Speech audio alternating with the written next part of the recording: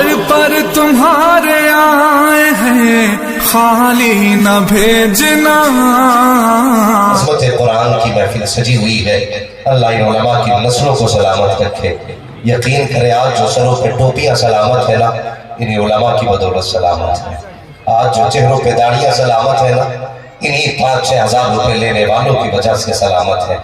آج ہماری نظروں میں ان کا وقار نہیں. ہم بڑے دعوے کے ساتھ یہ بات آپ سے کہنا چاہتے ہیں پیارے, ہم نے سب سے بڑی غلطی یہ کی ہے کہ ہم نے اپنے علماء کا احترام نہیں کیا, ہم نے اپنے علماء کی عزت نہیں کی ہے. آپ کہیں گے مولوی صاحب آپ کیسے کہہ سکتے ہو, اگربتی سب سے پہلے ہم مولوی کے نام کی لگاتے ہیں, فاتح میں سب سے پہلے مولوی کو بلایا جاتا ہے.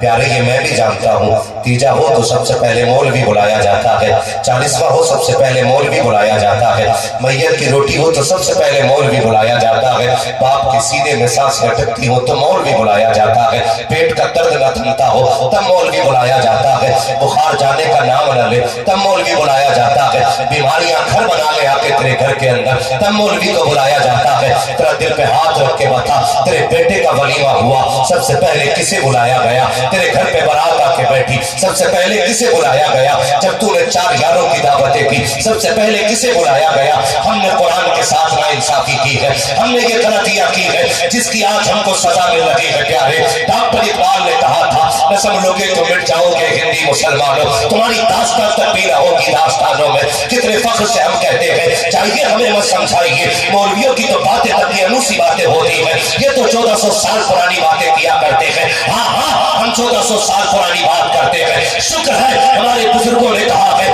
بیٹے گھر نیا بنا لینا, گاڑی نئی خرید لینا, کپڑے نئے پہن لینا, لیکن 1400 سال پرانا کی رکھنا ہے. ہم جو بات کرتے ہیں ہم نئی بات نہیں کرتے, ہم تو وہ بات کرتے ہیں جو صدیق اکبر نے کہی ہے, ہم جو بات کرتے ہیں جو فاروق اعظم نے کہی ہے, ہم جو بات کرتے ہیں جو عثمان غنی نے کہی ہے, ہم جو بات کرتے ہیں جو مولا علی نے کہی ہے, جو سینکس نے کہہ دیا. مولوی دقیانوسی ہوتا ہے نہیں, خدا کی قسم مولوی دقیانوسی نہیں, مولوی یا تو محمدی ہوتا ہے یا پھر مولوی حسینی ہوا.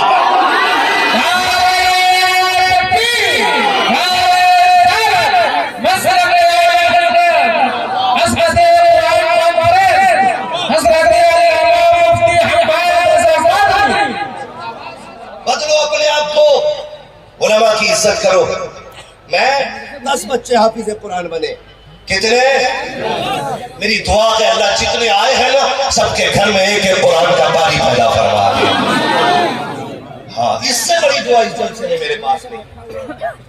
نصیب والے ہیں یار, میں ان باپوں کو سلام کرتا ہوں جنہوں نے مزدوری کرنے کے لیے دھوپ سورج سر پہ اتارا لیکن بیٹے کو قرآن سے دور نہ ہونے دیا. میں اس ماں کو سلام کرتا ہوں, نصیب والی ہے وہ ماں جس نے ایسے بیٹوں کو دودھ پلایا ہے جنہوں نے آج 30 پارے کا تحفہ ماں باپ کو دے دیا. میں سلام کرتا ہوں بہنوں کو کہ تم نے ان کو روٹیاں بنا کے کھلائی ہے جو قیامت میں کلائی پکڑ کے تمہیں جنت کا رستہ دکھانے والے ہیں. ہاں ہم نے کیا سمجھا, ہماری قول اللہ معاف کرے برا نہ مانیے گا, میں آئینہ کو دکھاؤں گا داغ چہرے کے, جسے خراب لگے سامنے سے ہٹ جائے. بہت غور سے میری بات سنیے گا, اتنی آسانی سے قرآن نہیں آتا. کتنے بچے حافظ بنے؟ 10 بچے. مجھے ایک ہار اس میں سے دیا جائے اور اس استاذ کو بلایا جائے جس نے حافظوں کو پڑھایا ہے. میں اپنے ہاتھ سے اس کے گلے میں یہ ہار ڈالنا چاہتا ہوں جس نے محنتیں کر کے ان بچوں کو قرآن کا قاری بنایا ہے. ہاں اللہ سلامت رکھے. ماشاءاللہ کیا نام ہے؟ اسد رضا رہبر. ذرا نعرہ بندے مجمع سے کوئی لگانا چاہیے.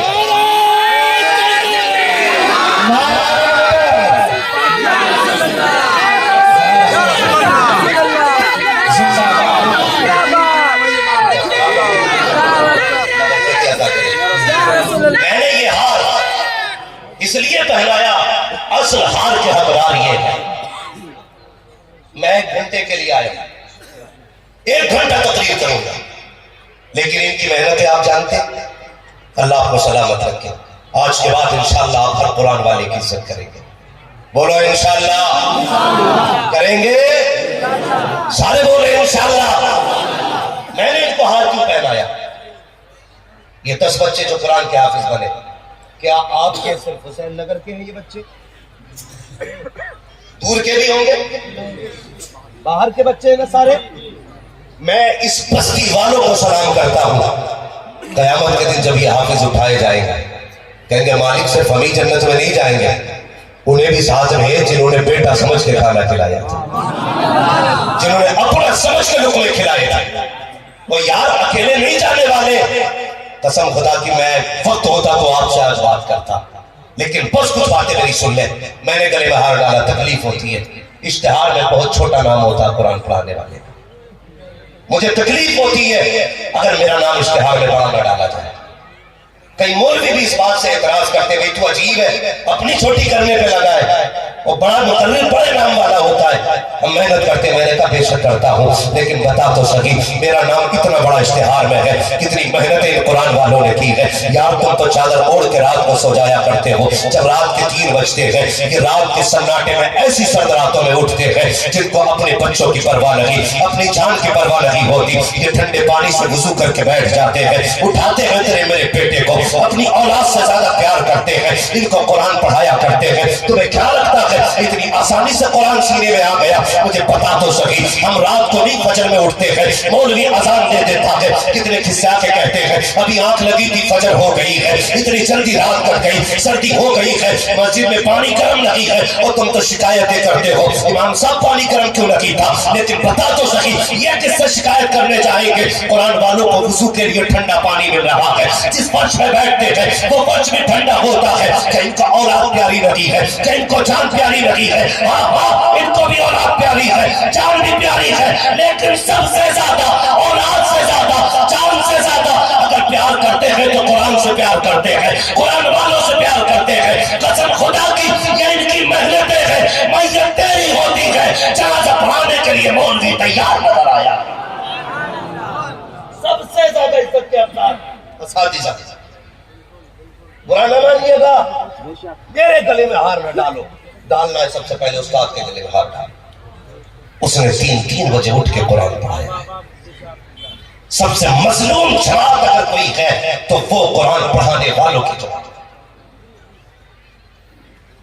برا نہ مانیے گا، کڑوی سچائی ہے، لوگ میری گفتگو سن کے سمجھتے ہیں شاید یہ ہمارے درد کا علاج اس کے پاس ہوگا، لیکن میں وہ کم نصیب ہوں جو کسی کا علاج نہیں کر پاتا۔ ہاں علماء بھی ملے، لاک ڈاؤن میں ہماری قوم نے اتنا بڑا جھوٹ بولا، یہاں جن کے بزنس تھے اس پہ تو لاک ڈاؤن لگا تھا، لیکن جن کی کھیتی تھی اس کے لاک ڈاؤن سے کیا مطلب تھا؟ جب اس لینے کے لیے جماعت گئی تو لوگوں نے کہا مولوی لاک ڈاؤن میں دماغ خراب ہے، کیوں لاک ڈاؤن میں کھیتی نہیں کاٹی گئی، غلہ پیدا نہیں ہوا، سب کچھ ہوا، لیکن ہم نے نا صرف یہ لاک ڈاؤن قرآن والوں کو دکھایا۔ 6 مہینے ہو جاتے ہیں ان قرآن والوں کو تنخواہیں نہیں ملتی۔ سوچو ذرا، روز کے 500 روپے کمانے والا گھر نہیں چلا پاتا، یہ 300 روپے کمانے والے کیسے گھر چلاتے ہیں؟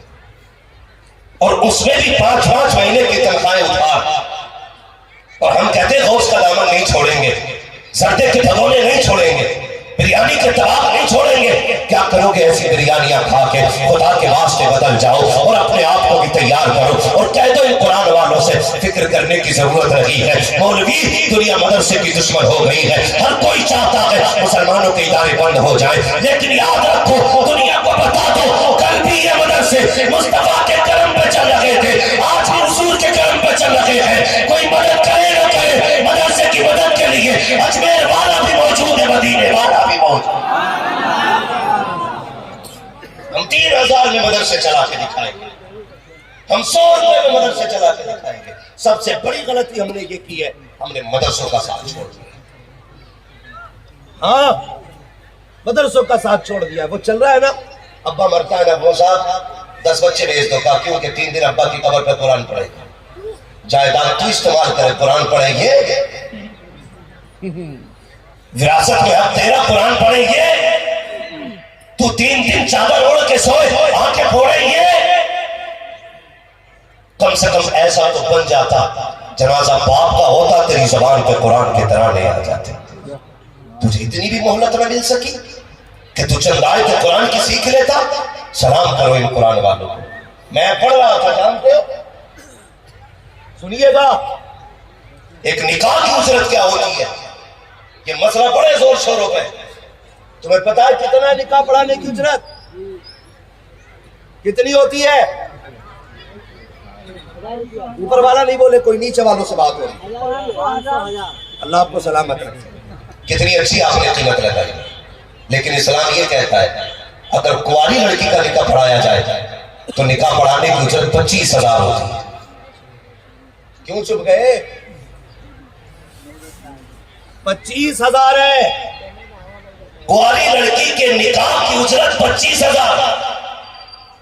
اور اگر بیوہ کا نکاح پڑھایا جائے تو اجرت 12,500. یہ 1,000 لے کے 24,000 چھوڑ دیتے ہیں، ان کا احسان نہیں ہے یہ؟ مولوی سے پوچھتے ہو کس شریعت میں لکھا ہے؟ آج بتا کے جا رہا ہوں. او باجے بجانے والوں، ڈھول بجانے والوں، اگر حیا کے دل میں بجاؤ ڈیجے، تمہاری مرضی ہے. تمہارا حساب ہمیں نہیں دینا، اپنا حساب تمہیں دینا ہے. اگر اپنے باپ کی اولاد ہے ڈیجے والے تو ڈیجے بجاؤ، لیکن 25,000 نکاح کے مولوی کو بھی دے کے جا. تب جانتے کتنا بڑا جگرا ہے.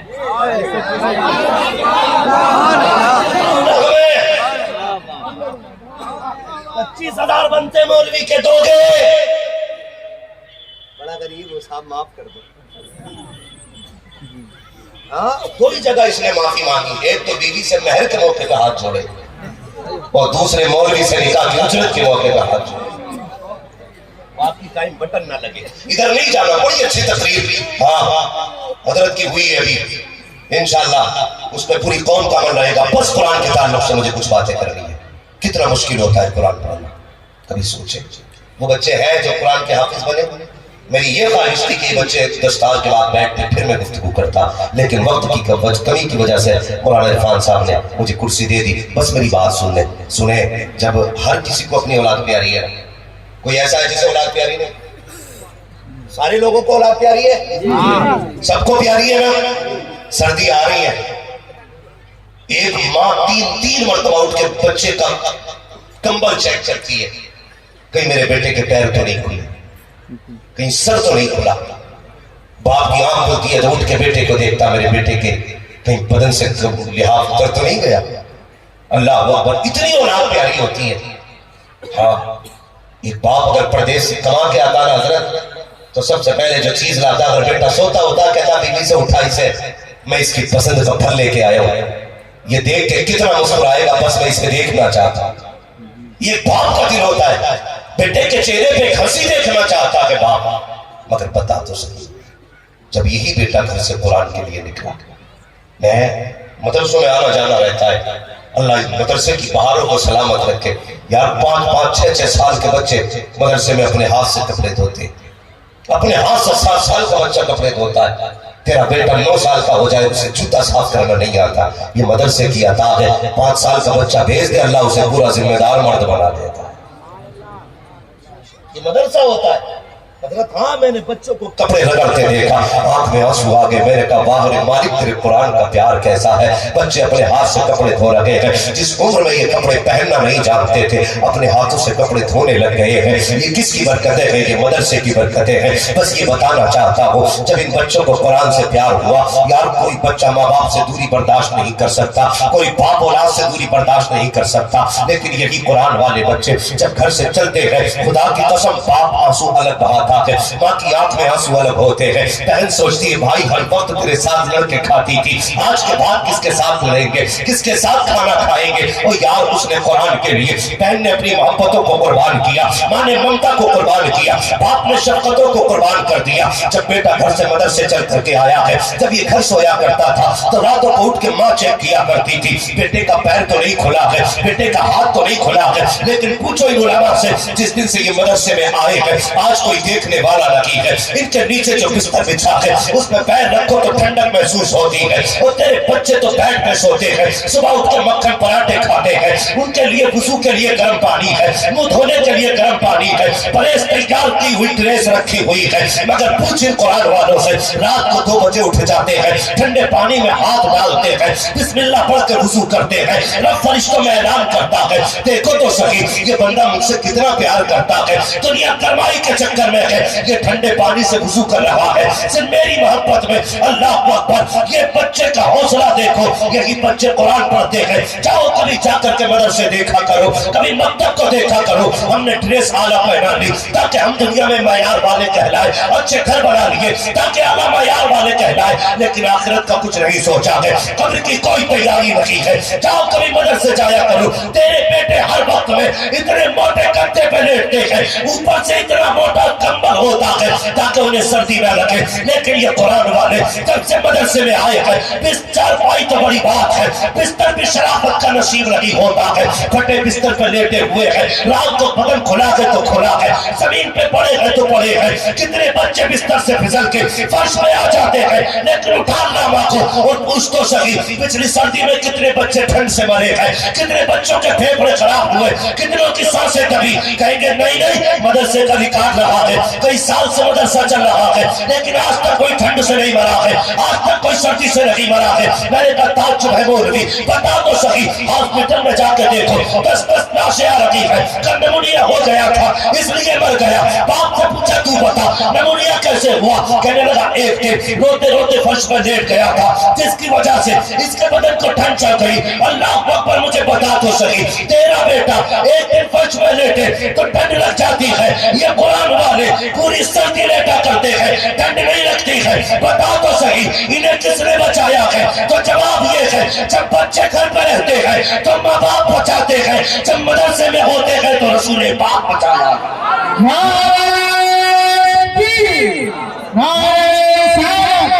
مسلک اعلیٰ حضرت علماء اہل سنت پیر طریقہ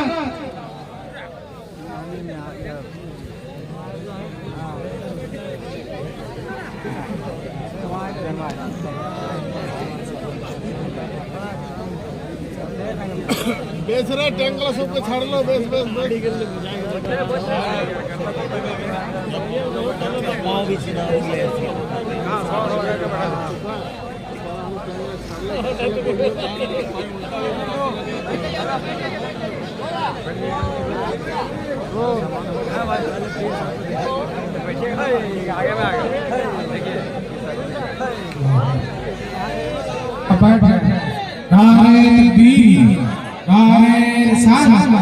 مسلک اعلیٰ حضرت فیضان اعلیٰ حضرت عظمت قرآن کانفرنس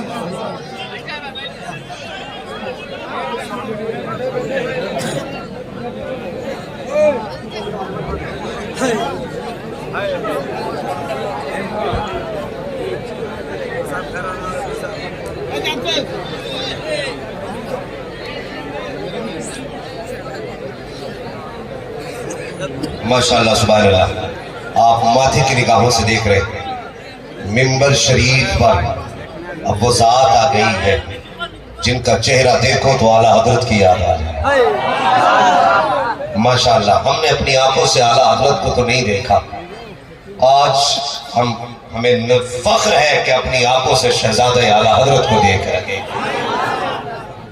قسم خدا کی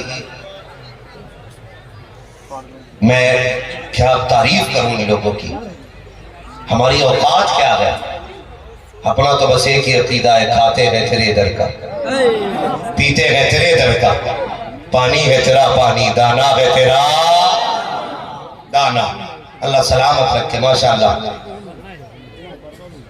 ہمارے محسن ہمارے کرم فرما پیر طریقت رہبر راہ شریعت حضرت علامہ مولانا مفتی منانی میاں صاحب قبلہ سمنانی میاں صاحب قبلہ داماد اللہ علیہ تشریف لا چکے ہیں حضرت کے چہرے کا دیدار کرتے رہیے بس یوں سمجھیے کہ میں صرف ایک بات سے تعارف کرا دوں ورنہ ہم تو خود ان لوگوں کے نام سے پہچانے جاتے ہیں یہ سچائی ہے ہماری پہچان ان سے ہے ہماری شناخت ان سے ہے ہاں بس یوں سمجھے وادی رضا کی کوہ ہمالا رضا کا ہے جس سمت دیکھئے وہ علاقہ ہر بولے وہ علاقہ اوروں نے بھی لکھا ہے بہت علم دین پر جو کچھ ہے اس صدی میں وہ تنہا رضا کر. ماشاءاللہ حضرت قبلہ کی آمد ہو چکی ہے. میں بات مکمل کر کہ میں جانتا ہوں یہ صرف یوں نہ سمجھے کہ بریلی کا خان صاحب کا بیٹا آیا ہے. بس یوں سمجھ لیجئے میں یہ کہوں تو بیجا نہیں ہے. سرکار غوث پاک کا فیضان لیے ہوئے قلندر آیا ہوا. حضرت کی گاڑی کا ایکسیڈنٹ ہوا تھا تو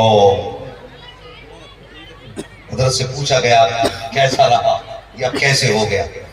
ہاں تو بتایا گیا اس وقت بھی آپ کی زبان پہ سرکار غوث پاک کا نام تھا. اور ایسی خطرناک حادثے سے اللہ نے حفاظت فرما دی. آج ہمارے پیچھے حضرت زندہ ہے اور سلامت ہے. ہماری دعا اللہ حضرت کو عمر خضر عطا فرمائے اور ان بزرگوں کا سایہ ہمارے سروں پر دائر قائم و دائم فرمائے. ہم انہیں دیکھ لیتے نا تو پھر ہمارا عقیدہ اور چٹان کی طرح ہو جاتا ہے. چٹان کی طرح ہو جاتا ہے. میں اکثر کہتا ہوں لوگوں غریب ہو کے مر جانا, نادار ہو کے مر جانا, کبھی بریلی کے غدار ہو کے نہ مرنا. یہ بات میں عقیدت کے بنیاد پہ نہیں کہتا, حقیقت کے بنیاد پہ کہتا ہوں. اس لیے کہ آج کے دور میں ایمان کی حفاظت کی اگر کوئی ضمانت ہے تو وہ مسلک کے اعلیٰ حضرات ہے. ہاں اس پر بھی اگر گفتگو کرتا تو وقت چاہیے.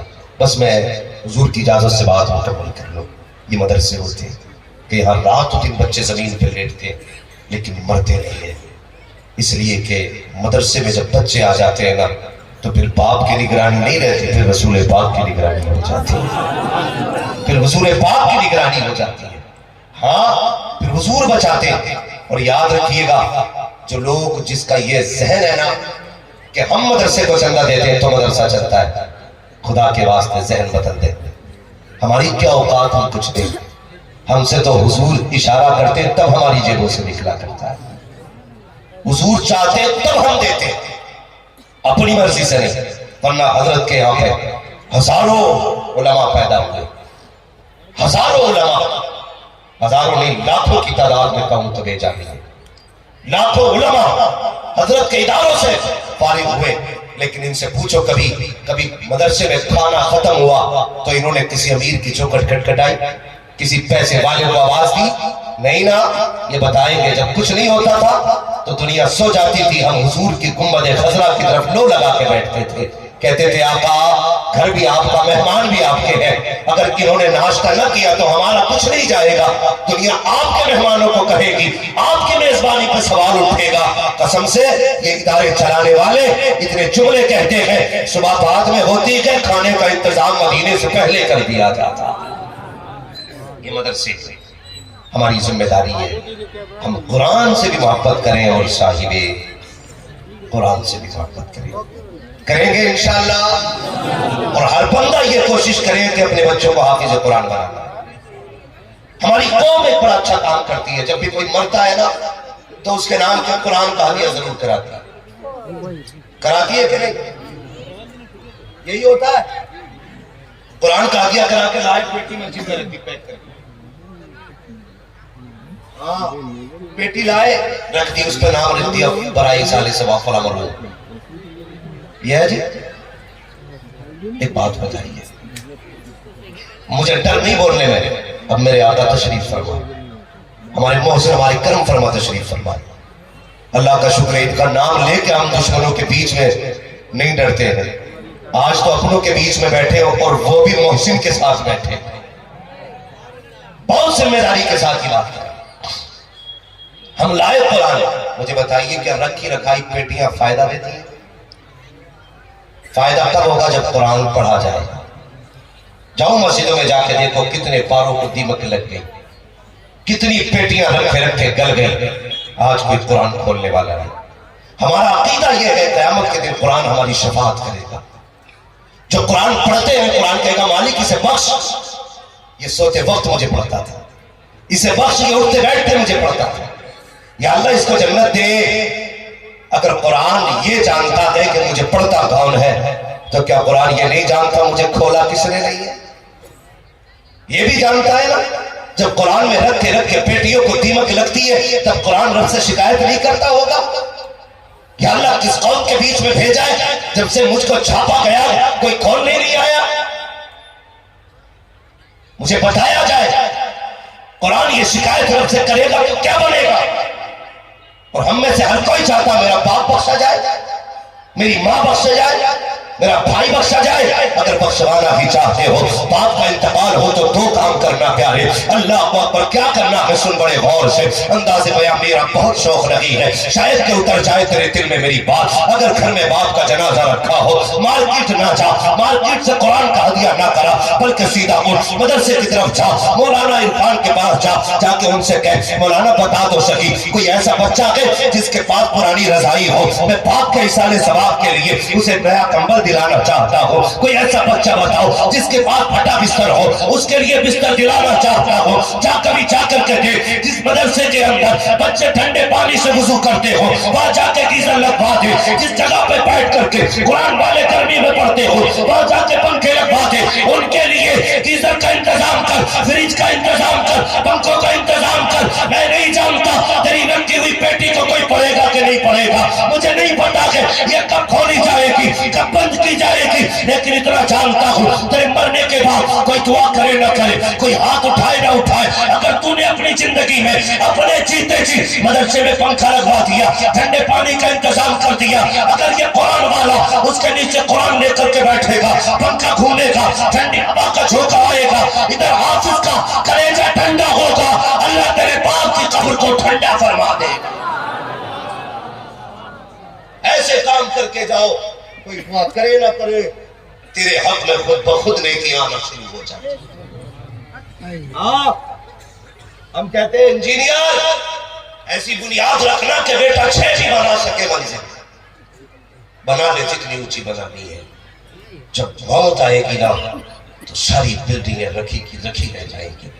ابھی ایک بندہ 7 سال کے بعد سعودی سے لوٹ رہا تھا، سفر میں تھا، اسے موت آ گئی، گھر نہیں آیا، اپنے شوق سے بلڈنگ بنوائی تھی، شوق سے بستر لگوائے تھے، لیکن زندہ نہ رہا۔ کوئی گارنٹی نہیں ہے کہ تو زندہ رہے، کوئی گارنٹی نہیں ہے کہ تیرے پیسے سے تیری سانسیں رک سکیں۔ یار یاد رکھنا، اگر پیسے سے زندگی کو بچایا جاتا تو پھر قارون کو کبھی موت نہیں آتی۔ شاہنواز بھائی، اگر دولت سے سانسیں خریدی جاتی تو پھر سکندر نہ مرتا۔